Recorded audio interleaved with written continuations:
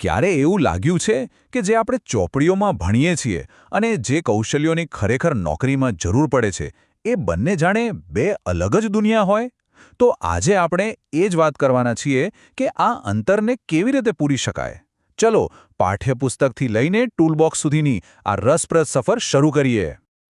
તો સવાલ એ છે કે શું ખાલી પુસ્તકોનું જ્ઞાન પૂરતું છે? કે પછી સાચું શિક્ષણ વર્ગખંડની 4 દિવાલોની બહાર શરૂ થાય છે?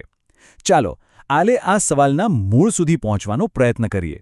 મને ખાતરી છે કે અંત સુધીમાં આપણને તેનો જવાબ જરૂર મળશે. તો ચાલો એક નજર નાખીએ કે આજે આપણે શું શું જોવાના છીએ. આપણે જોઈશું કે શાળા અને ઉદ્યોગ વચ્ચેનો પુલ કેવી રીતે બને છે.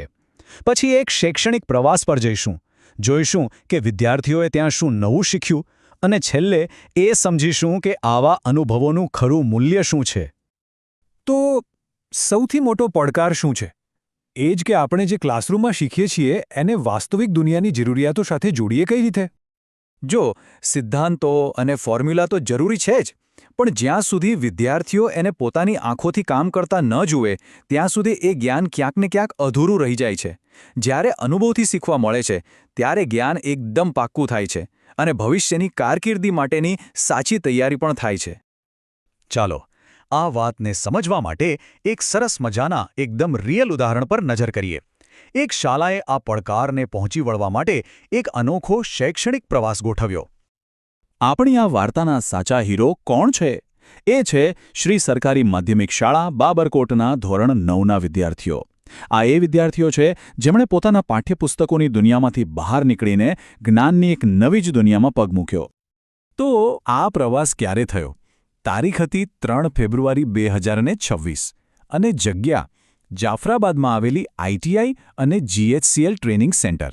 આ પ્રવાસમાં ધોરણ 9ના વિદ્યાર્થીઓ અને શિક્ષકો જોડાયા હતા અને તેમને માર્ગદર્શન આપ્યું હતું આચાર્ય ભાનુબેન ચાવડાએ. અને આ રહ્યા એ વિદ્યાર્થીઓ અને શિક્ષકો.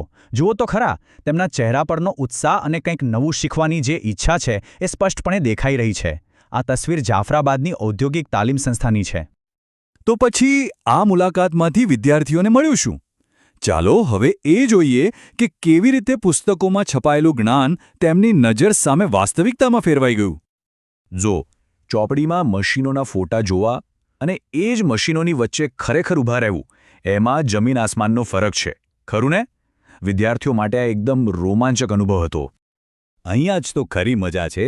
શીખવાની આખી પ્રક્રિયા જાણે જીવંત થઈ ગઈ. વિદ્યાર્થીઓ ખાલી ઇલેક્ટ્રિક પેનલ અને ટ્રાન્સફોર્મરને જોઈ નથી રહ્યા, પણ એક એક્સપર્ટ પાસેથી એ કેવી રીતે કામ કરે છે એ પણ શીખી રહ્યા છે. આવું જ્ઞાન તમને કોઈ બ્લેકબોર્ડ પર ક્યારેય ન મળી શકે. ટૂંકમાં કહીએ તો આ આખા અનુભવના 3 મુખ્ય પાયા હતા. પહેલું, મશીનરીનું પ્રેક્ટિકલ ડેમોન્સ્ટ્રેશન. બીજું, ડિજિટલ અને સ્માર્ટ લર્નિંગ સાથે પરિચય. અને ત્રીજું, ભવિષ્યમાં કયા કયા વ્યવસાયિક ક્ષેત્રો છે એના વિશેની જાણકારી. એટલે એવું નથી કે વ્યાવસાયિક તાલીમ એટલે ખાલી જૂના જમાનાના મશીનો. ના, બિલકુલ નહીં. વિદ્યાર્થીઓએ કોમ્પ્યુટર લેબ અને સ્માર્ટ ક્લાસરૂમ પણ જોયા, જે એ બતાવે છે કે આજના ઉદ્યોગોમાં ટેકનોલોજીનું મહત્ત્વ કેટલું બધું વધી ગયું છે. તો આ બધો અનુભવ લીધા પછી હવે આગળ શું? આ પ્રવાસ ખાલી શીખવા માટે નહોતો, પણ કરિયર માટેના નવા રસ્તાઓ ખોલવા માટે પણ હતો. વિદ્યાર્થીઓને મુખ્યત્વે 2 ક્ષેત્રો વિશે જાણકારી મળી. એક હતું ઇલેક્ટ્રોનિક્સ અને હાર્ડવેર, જેમાં ટેકનિકલ આવડતની જરૂર પડે છે. અને બીજું હતું રિટેલ, જેમાં ગ્રાહકો સાથે વાતચીત અને બિઝનેસ મેનેજમેન્ટ જેવી સ્કિલ્સ મહત્વની છે.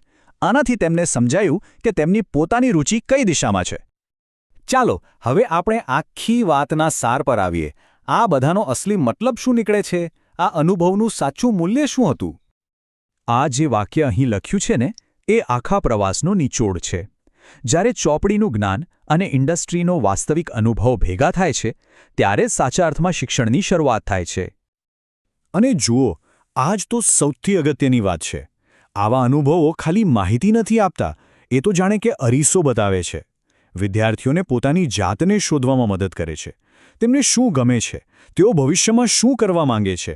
આવા મોટા સવાલોના જવાબ આવા અનુભવોથી જ મળતા હોય છે. તો આ આખી વાત આપણને એક બહુ મોટા સવાલ પાસે લાવીને ઊભી રાખે છે. જો વધુને વધુ શાળાઓ આવા કાર્યક્રમોનું આયોજન કરે તો શું એ આપણા શિક્ષણના ભવિષ્યને વધુ વ્યવહારુ, વધુ રસપ્રદ અને વધુ પ્રેરણાદાયક બનાવી શકે છે? આ સવાલ સાથે હું આજના વિશ્લેષણને અહીં જ વિરામ આપું છું. વિચારતા રહેજો.